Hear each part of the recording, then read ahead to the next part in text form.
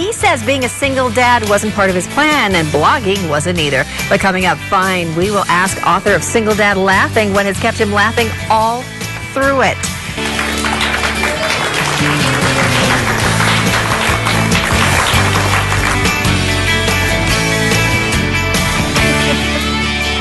Okay, if you know anything about Facebook, you're so dang cute. He's making me laugh. I can't stand it. If you know anything about Facebook, you know having 50,000 likes is a pretty darn big deal. Is that? This is Dan Pearce, and he is Single Dad Laughing. Love it. Okay, so Dan, can you introduce us to this little guy here? Is this Noah? This is Noah. And how old is Noah? He's turning 4 in just a few weeks. Okay, and he's going to have some fun with us in this segment right now. So Dan, I want to back up just a little bit, because you find yourself in the role of single dad, no job, and then what happened in 2011? Oh, 2011, a lot of good things happened, you know. Well, the blog took off very unexpectedly. I certainly didn't expect it to ever be seen by the light of day. I didn't really expect anybody to find it, but people kept sharing it and people kept coming, and apparently they liked what they saw. So you started this blog, and basically, is it your life story? Is it a combination of things that you've heard out with other single parents or with other parents, period? You know, I started it after my life kind of fell apart. I wouldn't say it's a culmination of things from other parents. I started out writing about humor. And over time I started writing a little bit heavier posts, a little bit. I started writing more of the things that people kind of like to keep swept under the rug. A lot of the heavier subjects of life that people don't always want to talk about. Sometimes did you write it down and then say, ooh, can I put that out there? Can I say that? The ones that spread the fastest and the furthest are the ones that I had this really big stomach ache before I ever posted them. Some of them I almost didn't post. Can I ask if you had a stomach ache with one worthless women and the men who make them? That one just got me in the heart. I mean, honestly, I was bawling yesterday reading that post. I thought it was brilliant. I still have a stomach ache over that one. Why? You know, when you say things like what I said in that post, it ticks a lot of people off. You know, the vast majority of people, they really, really like what they read. They think about it, they digest it. And then on the other side, you get tons of people just angry, you know, feeling like I'm defeminizing women, taking away their power. That wasn't what was it about at all. I know, but you get people talking and thinking, and that's what it's for, right? Right. For good or bad, to get debate going. People talking.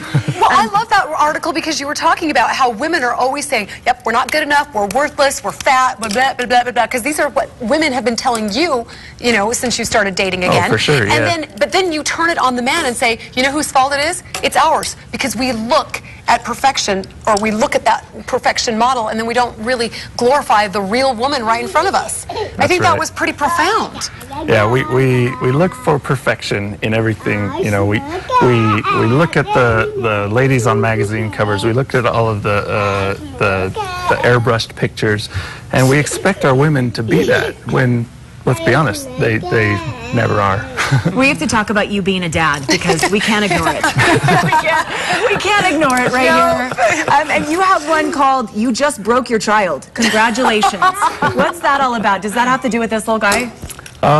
It's not so much about him. I was at the store and I saw a father just absolutely kind of destroy his child. He yelled at him. He was digging his thumbs into his collarbones. And I just came home and I didn't understand how somebody could treat their child that way. And it's not a one-time occurrence. You go out in public and you see people yelling at their children. You see people angry with their children. And so I came home and I just started typing out my frustrations, not necessarily planning to turn it into a published article or anything like that. How do you have time to write, by the way, with this ball of energy? How do you do it while he's like napping or asleep? Or well, you know, I have joint custody, so I have him 50% of the time. He's in preschool. There's a lot of opportunity, but a lot of times I'm up till 2 or 3 in the morning trying to get my stuff done for the next day. Is he a lot of fun? He is the awesomest kid on earth. Awesomest for sure. And I love the blogs that you write about, the funny things that he says. But, you know, going back to the situation with Noah as well, you just posted a blog yesterday called, you know, what was it, The Hells or something, The 1,000 Roads Through Hell. And you talk about the difference, whether it's losing somebody or financial crisis or sickness. And then yours was infertility. And yes. you and your ex-wife struggled with that for many years. For many years, yes. And so how did you end up with little beautiful Noah right here? You know, Noah came to us through the miracle of adoption.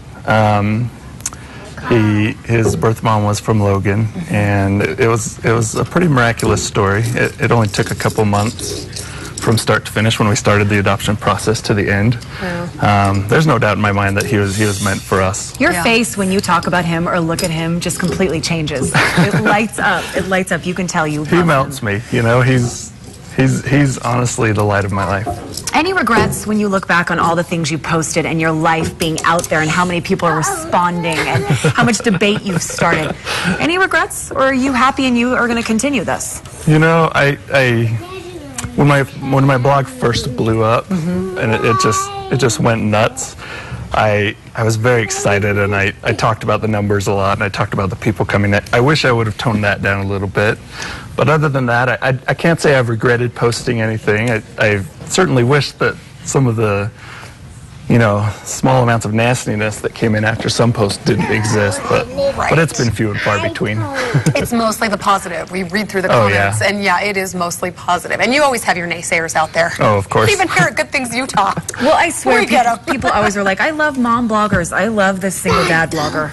Love it. Great thing. Love your perspective. Really funny, provocative, heartfelt. If you want to check out Yeah, we're going over here now. Dan's blog, it's danoah.com, www.danoah.com. It's DANOAH, and it's Single Dad Laughing, and it's a great blog if you are looking for some insight and just to commiserate and celebrate with other people. This is the perfect place to do that. The acorns are a lot more fun than I thought they'd be. I know. Thought they were just for decor. You're going to have to blog about your experience on Good Things Utah now. I was going to get him more Lincoln Logs for his birthday, but now you're getting a large acorn. Thank you. Hey, thank you. Up next, everybody, get a Valentine's Day gift for someone that also gives to sick children. We'll tell you about it when we come back.